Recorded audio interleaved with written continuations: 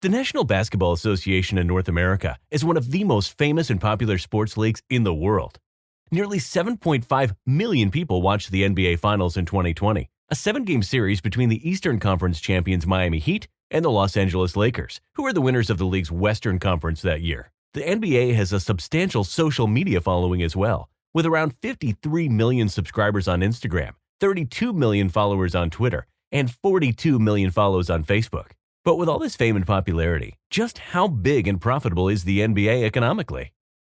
Available estimates from Forbes indicate that the NBA was able to generate between $8 and $9 billion in revenue in the last two seasons, 2018-2019 and 2019-2020. Revenues were naturally down 10% in the 2019-2020 season, as the league had to play a portion of its games behind closed doors due to the coronavirus pandemic. Not only did it result in lower ticket sales for the year, but it also meant losses in sponsorship and merchandise income as well. Nevertheless, the level of revenue is quite substantial and places the NBA ahead of the National Hockey League, with its $4 to $5 billion figure in its ability to generate sales from its customers. This also means that the NBA's revenue is on par with the Major League Baseball's, whose sales were in the region of $10 billion in 2019, but roughly 30% below the leader, the National Football League, with its $15 billion of revenue in 2019. But what exactly does it mean when we say that the league is making $8 to $9 billion in revenue a year? In the sports industry in North America, it is conventional to report the sum total of all sales of all the individual franchises in a given league as one number, which indicates the popularity and the financial performance of that league. So in this case, the $8 to $9 billion in sales is simply the estimated sum of the individual revenues of the 30 NBA franchises in each of the last two seasons. Now, to further untangle the economics of the NBA as a whole, it is helpful to look at the economics of a typical NBA team separately. What you'll find is that teams vary in revenue quite a bit, with the biggest franchises, such as the New York Knicks, the Golden State Warriors, and the Los Angeles Lakers, are each able to generate roughly $400 to $500 million in revenue in a typical year. The smallest teams, however, are often only half as successful. So what determines how much revenue a given NBA franchise can command per year? Well, NBA teams derive majority of their sales from a handful of categories: match day tickets and concessions, sponsorship and merchandising, and TV broadcast rights. And a given team's popularity and competitive performance, as well as the size and economic welfare of its fan base, are all critical factors in determining whether it makes the bank or is forced to lag in the league in terms of economic outcomes. You see, the better a team performs, the more popular its games become, and the more expensive the franchise can make the tickets to watch their games live in the arena. Not only that, but qualifying for playoffs also means the team is able to play more competitive games each season, which provides a significant boost to its seasonal match day revenue. To top it all off, well-performing teams are often able to strike better advertising deals with their partners and sell more of their merchandise to their fan base. Now, a team's competitive performance is probably not the most surprising factor when trying to understand the relative economics of the NBA franchises. But what about the fan base? It turns out its size and economic well-being are also significant predictors of a given franchise's financial performance. In today's world, the bigger the metropolitan area where a given NBA team is based, the more seats can the franchise typically sell to its home games each season. A bigger fan base also drives higher merchandise sales, and the sponsors are often willing to pay more dollars to advertise with the team, as these advertisements will be seen by more people watching its games. That is why cultivating a large fan base is often just as critical to building a successful NBA franchise as winning trophies. But what about profits?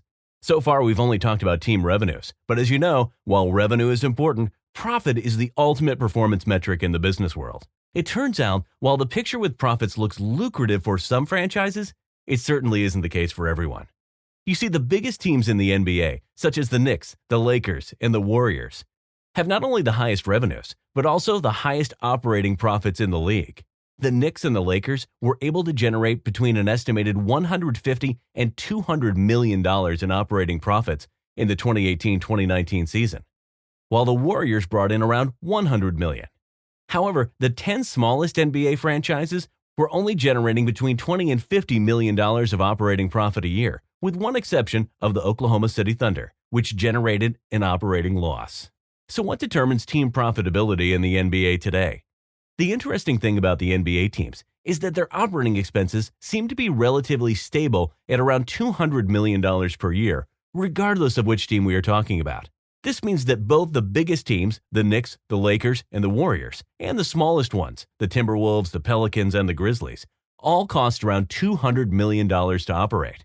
Now, this is counterintuitive because you would think the more successful a team, the higher its operating budget would be. After all, winning games and trophies often requires the help of the most talented players and coaches, whose services would surely cost more than those of the rest of the league.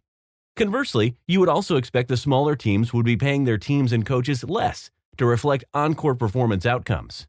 It would almost certainly be so if it were not for an interesting regulation in the NBA called the salary cap. The NBA salary cap was instituted in mid-1980 in an attempt to level the playing field among the teams in the NBA. The cap essentially limits the amount of money richer teams can throw at their playing and coaching talent, thereby preserving competitive levels and ensuring no single team can dominate the league just because its owners have more financial resources than the others. In the 2019-2020 season, the NBA salary cap was set at around $110 million. So this addresses the maximum amount the teams are able to spend on their players and staff, but it still doesn't explain why the smaller teams wouldn't spend less than the cap in an attempt to better balance their books. Turns out, this is explained by the other clever tactic the NBA is employing, called the salary floor. You see, the salary cap specifies not only the maximum amount NBA teams are allowed to spend on payroll, but also mandates that all teams have to spend a minimum of 90% of the cap on salaries, or face consequences. And this is what explains why all of the NBA teams have operating expenses within a fairly narrow band from each other. So if it costs more or less the same amount to run any team in the NBA, but some teams are able to generate more revenue out of their operations, those teams would be the ones who come out ahead of the competition in terms of financial profits. And this is exactly what is happening in the world of the NBA today. Profitability also has a disproportionate effect on franchise valuations, or the amount of money it would cost someone to buy an active NBA team. The highest earning NBA teams, such as the Knicks, the Lakers, and the Warriors, also happen to be the highest valued franchises in the league, each costing between $4 and $5 billion to acquire. In comparison, if you wanted to buy a smaller, less profitable team, such as the Timberwolves, the Pelicans, or the Grizzlies, the amount of money you would pay to its current owners would be lower by roughly a factor of 3. So, knowing all of these facts, how should you think about the economics of the NBA? Well, all things considered, buying an NBA franchise in today's world appears to not be a sound financial investment. As an example, at current valuations, it would take even the most successful teams in the NBA today over 40 years to repay your initial investment, after taking into account administration expenses and taxes. This translates to roughly a 2% return on your investment if your team continues to be successful for another 40 years into the future. So why do people still buy the NBA teams today? We could argue that the NBA will continue to grow financially into the future as the industry continues to be disrupted by new technologies, or as more people outside of North America develop a taste for the best in the world on-court performances. But in all likelihood, the reality is that NBA team owners, like the 50 million subscribers on social media, are simply huge fans of the game and are willing to invest their money in building the legacy for future generations of sports fans to enjoy, even in the face of questionable financial returns.